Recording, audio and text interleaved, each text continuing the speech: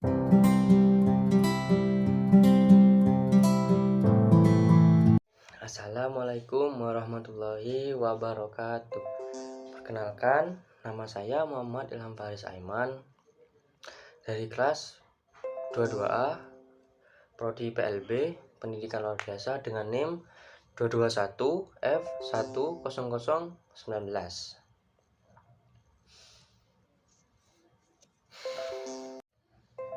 Di kesempatan kali ini saya akan melaksanakan dan mengerjakan serta memenuhi tugas yang diberikan oleh Bunda Tati, yaitu membuat video tentang UAS yang pada video ini dengan tema pendidikan bagi anak tunalaras. Baik, saya mulai videonya. Video ini berjudul dengan alat pendidikan bagi anak disabilitas netra. Alat pendidikan bagi anak disabilitas netra atau buta total. Alat pendidikan bagi anak disabilitas netra dibagi menjadi 3 bagian, yaitu alat pendidikan khusus, alat bantu, dan alat peraga.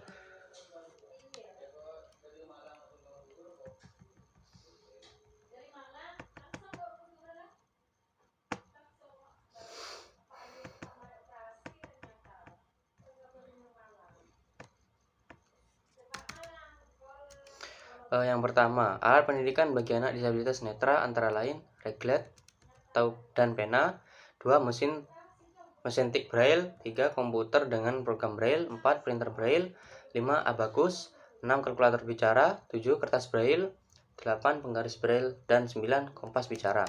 Untuk selanjutnya, alat bantu pendidikan bagi anak disabilitas netra sebaiknya menggunakan materi perabaan dan pendengaran. Yang pertama, alat bantu perabaan sebagai sumber belajar menggunakan buku-buku dengan huruf braille. 2. Alat bantu pendengaran sebagai sumber belajar diantaranya talking books atau buku bicara, kaset seperti suara binatang, dan CD dan kamus bicara. Alat peraga bagi anak disabilitas netra terkhususnya buta total. Alat peraga taktual atau audio yaitu alat peraga yang dapat diamati melalui perabaan atau pendengaran. Alat peraga tersebut antara lain: 1. Benda asli. Benda asli berupa makanan, minuman, binatang peliharaan seperti kucing, ayam, ikan hias, dan lain-lain. 2. Benda asli yang diawetkan. Benda asli yang diawetkan berupa binatang liar atau buas atau yang sulit didapatkan atau yang hewan-hewan langka seperti itu. 3. Benda asli yang dikeringkan. Benda asli yang dikeringkan berupa herbarium atau insektarium. Benda atau model tiruan berupa model kerangka manusia, model alat pernafasan, dan lain-lain. Gambar timbul.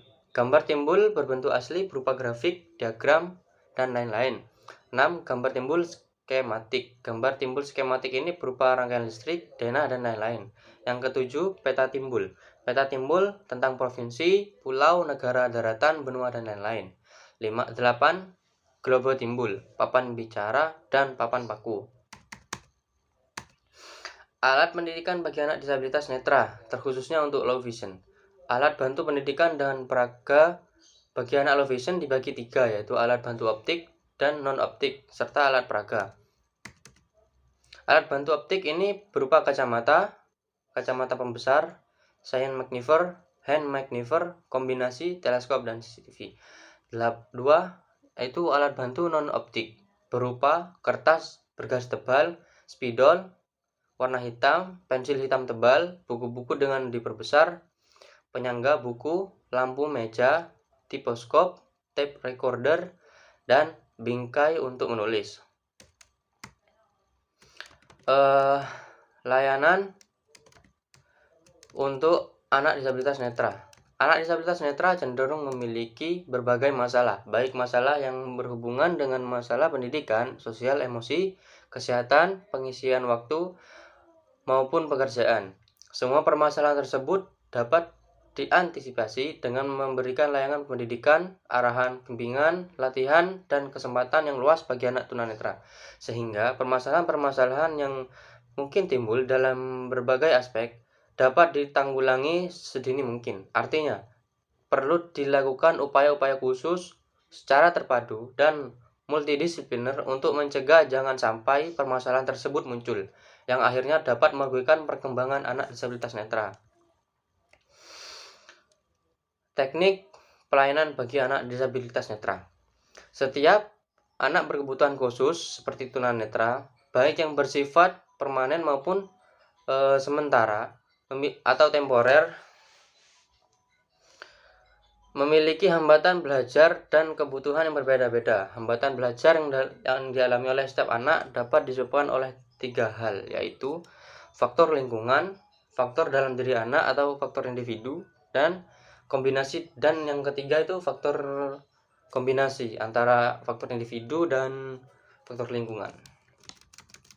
Konsekuensinya, intervensi apapun yang diberikan, baik intervensi pendidikan, psikologis, media, ataupun sosial, harus didasarkan atas hambatan belajar dan kebutuhan masing-masing anak.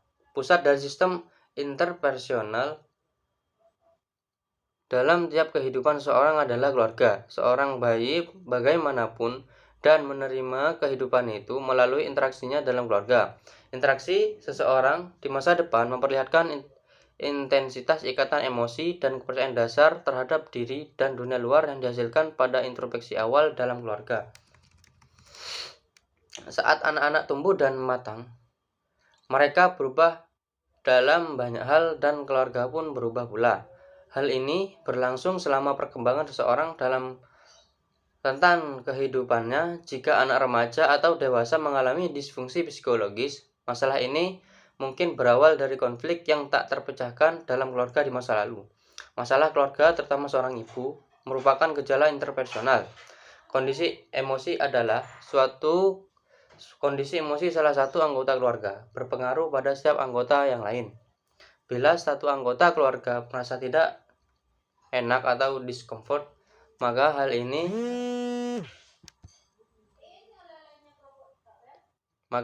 mempengaruhi anggota lainnya.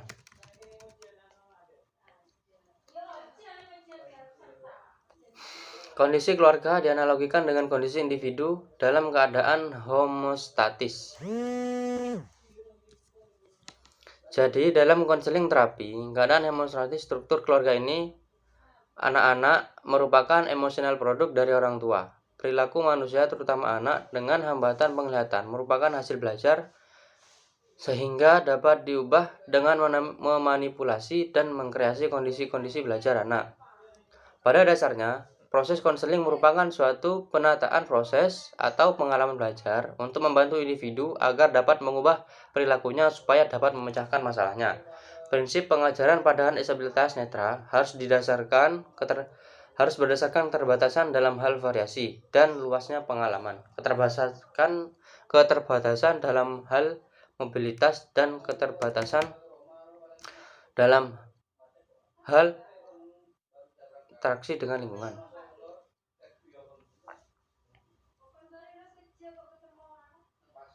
Untuk memenuhi kebutuhan tersebut, maka diperlukan 3 prinsip, yaitu pengalaman konkret, yang kemudian penyatuan antar konsep, dan yang terakhir belajar sambil melakukan. Pengalaman konkret. Karena kendala dalam penglihatan anak disabilitas netra memerlukan pengalaman konkret, dikarenakan penglihatan yang terbatas, maka beberapa objek nyaris tidak dapat dipahami secara konkret, seperti objek yang terlalu besar dan jauh, seperti gunung, matahari, bulan, serangga, dan lain-lain. Selain itu, anak disabilitas netra juga mengalami kendala dalam mengamati benda melalui perabaan seperti zat kimia, api, atau gas yang juga tidak mungkin dipahami secara konkret melalui penglihatan. Untuk memahamkan hal tersebut, maka diperlukan berbagai teknik modifikasi agar anak disabilitas paham. Salah satu cara yaitu dengan memberikan ilustrasi atau analogi-analogi yang memungkinkan konsep-konsep tersebut dapat dialami dengan baik. Hal ini diberikan guru agar anak disabilitas netra dapat mengalami secara nyata dan tidak hanya memahami secara verbalis atau verbal saja. 2. Penyatuan antar konsep.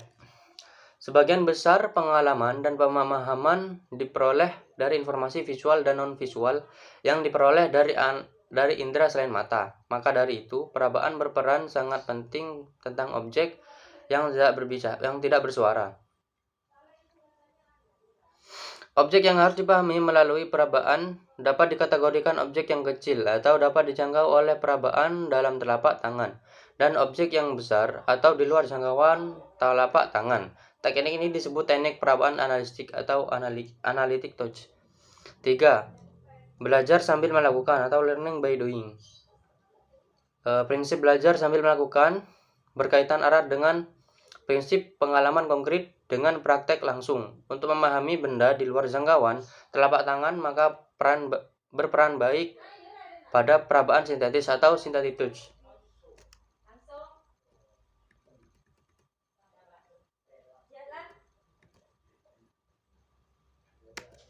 Dalam teknik perubahan sintetis dilakukan dengan meraba bagian demi bagian dan kemudian secara keseluruhan dibentuk berdasarkan informasi bagian-bagian tersebut. Sehingga seperti contoh dalam memahami hewan gajah, anak disabilitas netra harus meraba bagian demi bagian, misalnya kaki, ekor, belalai, tubuh, dan lainnya. Tenaga kependidikan yang dibutuhkan bagi anak disabilitas netra. Yang pertama ada guru, psikolog, dokter mata, dan optometris.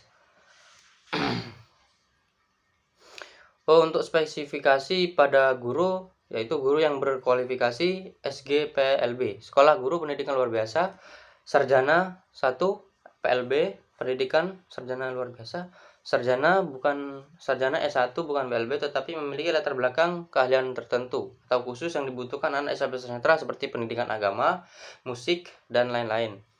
Guru sekolah umum yang diberikan training dan guru sekolah umum yang diberikan training minimal 6 bulan. Yang kedua ada psikologis. Psikolog diperlukan untuk mengetahui sejauh mana kemampuan intelijensi anak disabilitas netra dan membantu guru dalam pembuatan asesmen yang bertujuan untuk mengetahui kelemahan dan kelebihan anak, sehingga dapat diketahui apa yang menjadi kebutuhan anak disabilitas netra dalam proses pembelajaran.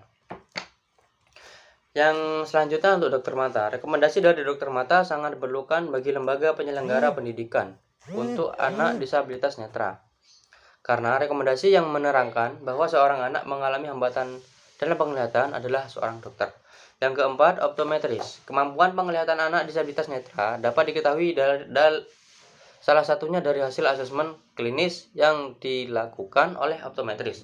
Sehingga penglihatan anak disabilitas netra dapat diketahui melalui laporan hasil asesmen. Misalnya, mengenai ketajaman penglihatan, latar pandang, kebutuhan media baca tulis, dan alat bantu yang diperlukan sesuai dengan kebutuhan anak, alat peraga yang diperlukan, dan penempatan kelas. Pelayanan khusus bagi anak disabilitas netra. Yang pertama, selalu menggunakan nama saat berinteraksi bersama mahasiswa. Dengan cara inilah mereka akan tahu kita sedang berbicara kepada mereka. Misalnya, "Hai Ali, ini saya Bu Tati." Dan suruhlah teman-teman sekelas melakukan hal yang sama. 2. Gunakan kata-kata yang merujuk pada penglihatan. Jangan hindari kata-kata seperti lihat dan lihat seperti mereka yang terlihat. Kata-kata ini harus menjadi bagian dari kosakata siswa buta untuk berkonotasi bagaimana mereka melihat. Apakah dengan sentuhan, membawa hal-hal dekat, atau dalam percakapan normal seperti katakan sampai jumpa nanti ya. Anjay. Memberikan isyarat, selalu verbalisasi saat menulis di papan tulis, selalu ungkapkan apa saja yang ada di papan tulis sehingga siswa memiliki akses ke informasi itu dan dapat mengikutinya. Gunakan konsep-konsep posisional dan terarah seperti di atas atau di bawah. Hindari apakah seseorang siswa dapat melihat. Hindari bertanya pada siswa yang buta, "Bisakah Anda melihat ini?" Seperti mereka bisa melihatnya. Tapi gantilah dengan pertanyaan, "Dapatkah Anda menentukan X?" Atau, "Dapatkah Anda melihat beberapa bagian benda ini lebih detail?" Yang selanjutnya, tempat duduk yang strategis. Guru harus memahami sisi kuat dari penglihatan siswa. Jika siswa melihat dengan sisi mata kiri, maka duduklah siswa di sisi kanan dan jauh dari jendela. Tempat duduk menghadap sumber cahaya atau matahari jendela. Idealnya di belakang mereka. Yang selanjutnya kontras. Gunakan warna-warna yang kontras untuk semua hal dengan konsep berani, besar, dan sederhana. Gunakanlah bola dan kontras dengan lantai dan tangga dari awal hingga akhir diberi warna yang kontras, biasanya berwarna kuning. Yang ketujuh, ikuti pemimpin. Saat anak mengantri, latihlah anak untuk mengarahkan perhatian kepada teman di depannya untuk menjadi pemimpinnya. Kemudian latihlah anak yang untuk mengarahkan perhatian ke anak di depannya dengan mengikuti semua gerakan. Baik, saya mulai videonya. Video ini berjudul dengan alat pendidikan bagi anak disabilitas netra. Alat pendidikan bagi anak disabilitas netra atau buta total. Alat pendidikan bagi anak disabilitas netra dibagi menjadi 3 bagian, yaitu alat pendidikan khusus, alat bantu, dan alat peraga.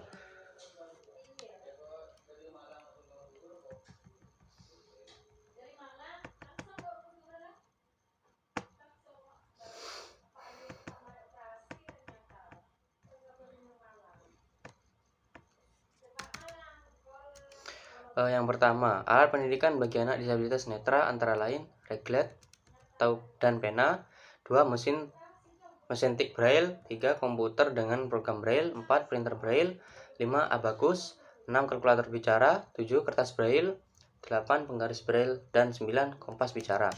Untuk selanjutnya, alat bantu pendidikan bagi anak disabilitas netra sebaiknya menggunakan materi perabaan dan pendengaran. Yang pertama, alat bantu perabaan sebagai sumber belajar menggunakan buku-buku dengan huruf braille.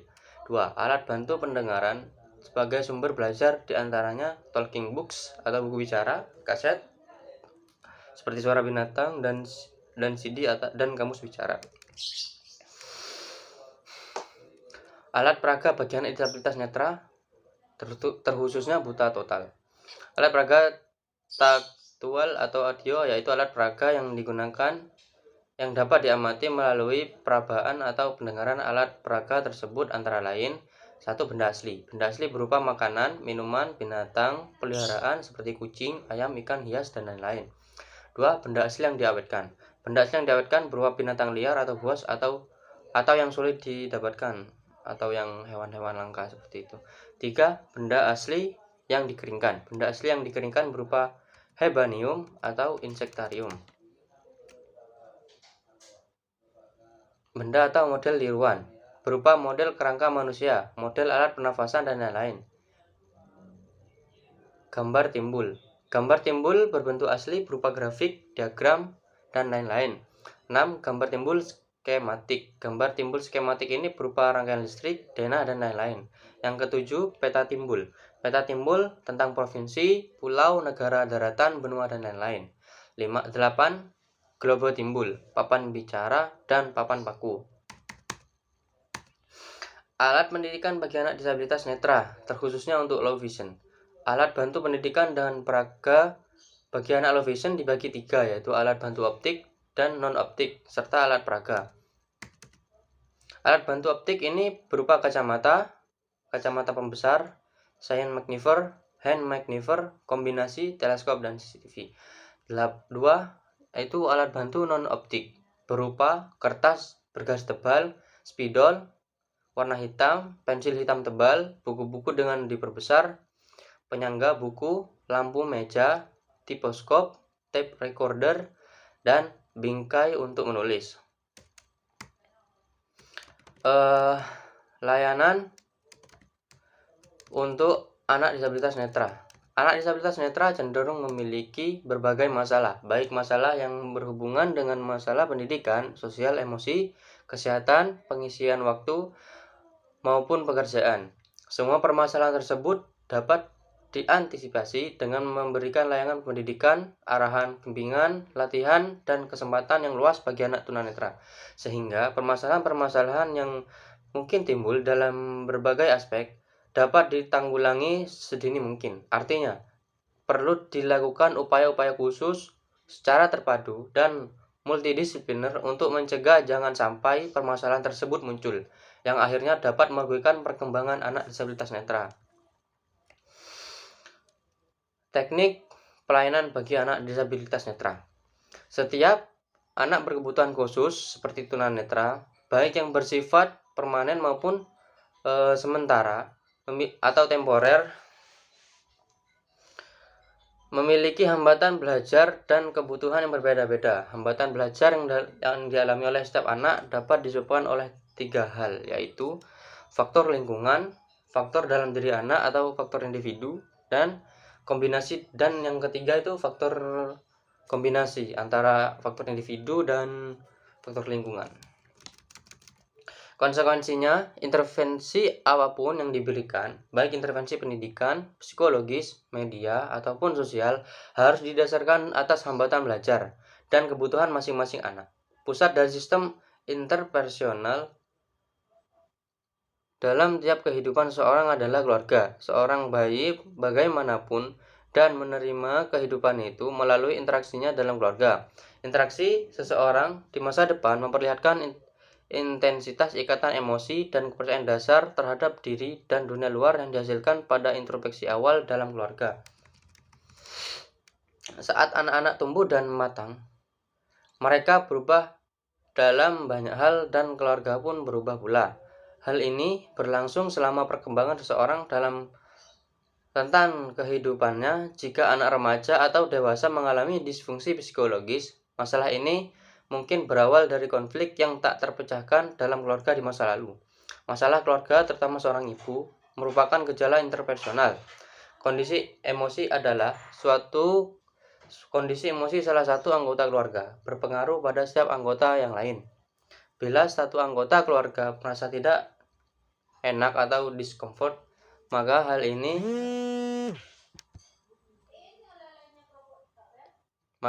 mempengaruhi anggota lainnya.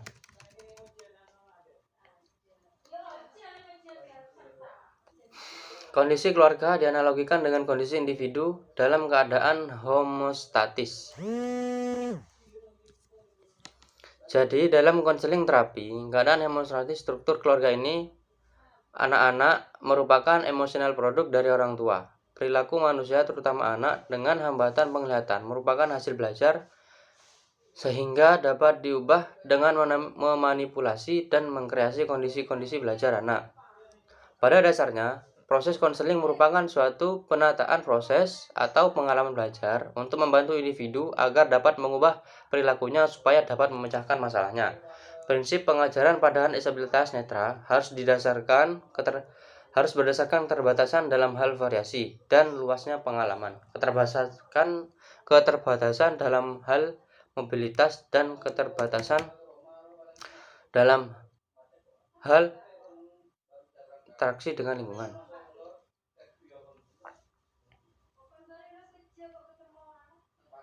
Untuk memenuhi kebutuhan tersebut, maka diperlukan 3 prinsip, yaitu pengalaman konkret, yang kemudian penyatuan antar konsep, dan yang terakhir belajar sambil melakukan.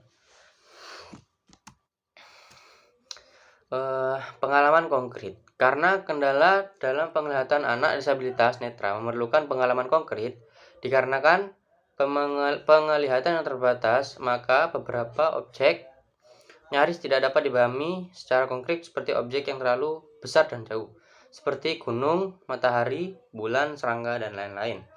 Selain itu, anak disabilitas netra juga mengalami kendala dalam mengamati benda melalui perabaan seperti zat kimia, api, atau gas yang juga tidak mungkin dipahami secara konkret melalui penglihatan. Untuk memahamkan hal tersebut, maka diperlukan berbagai teknik modifikasi agar anak disabilitas paham. Salah satu cara yaitu dengan memberikan ilustrasi atau analogi-analogi yang memungkinkan konsep-konsep tersebut dapat dialami dengan baik. Hal ini diberikan guru agar anak disabilitas netra dapat mengalami secara nyata dan tidak hanya memahami secara verbalis atau verbal saja. 2. Penyatuan antar konsep. Sebagian besar pengalaman dan pemahaman diperoleh dari informasi visual dan non-visual yang diperoleh dari indera selain mata. Maka dari itu, perabaan berperan sangat penting tentang objek yang tidak bersuara. Objek yang harus dipahami melalui perabaan dapat dikategorikan objek yang kecil atau dapat dijangkau oleh perabaan dalam telapak tangan, dan objek yang besar atau di luar jangkauan telapak tangan. Teknik ini disebut teknik perabaan analitik atau analytic touch. 3. Belajar sambil melakukan atau learning by doing. Prinsip belajar sambil melakukan berkaitan erat dengan prinsip pengalaman konkret dengan praktek langsung. Untuk memahami benda di luar jangkauan telapak tangan, maka berperan baik pada perabaan sintetis atau synthetic touch.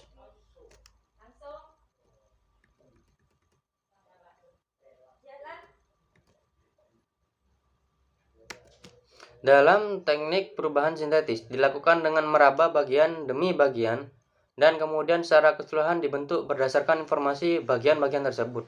Sehingga seperti contoh dalam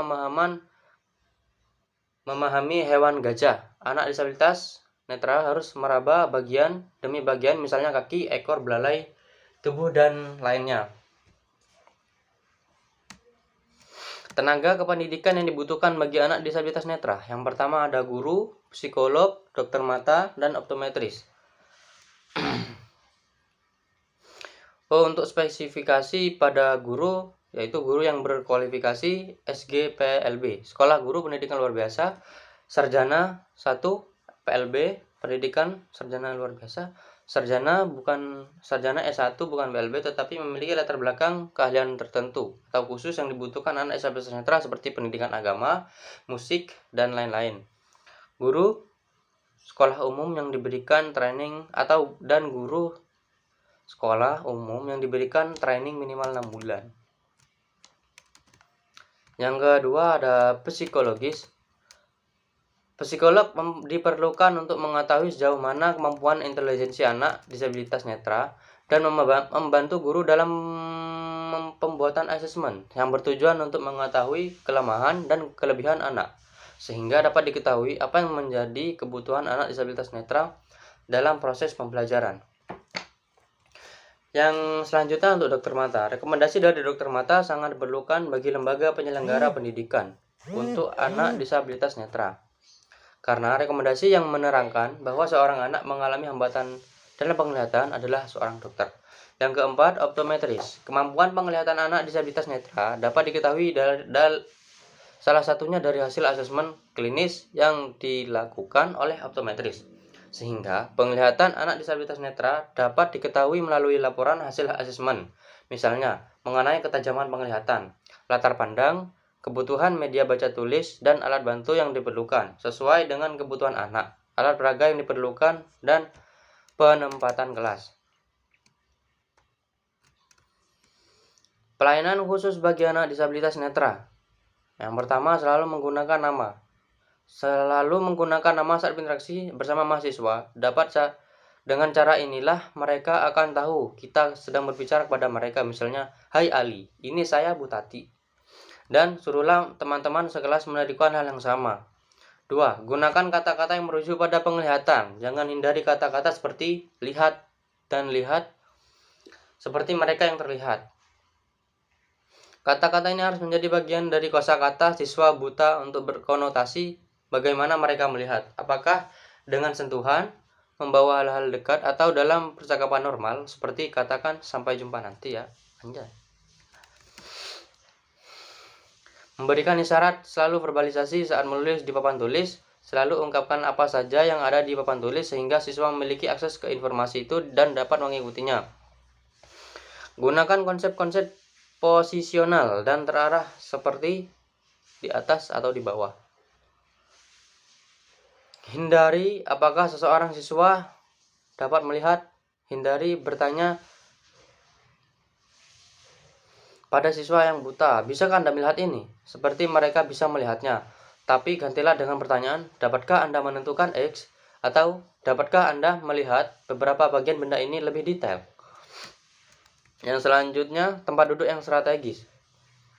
Guru harus memahami sisi kuat dari penglihatan siswa. Jika siswa melihat dengan sisi mata kiri, maka duduklah siswa di atas di sisi kanan dan jauh dari jendela. Tempat duduk menghadap sumber cahaya atau matahari jendela.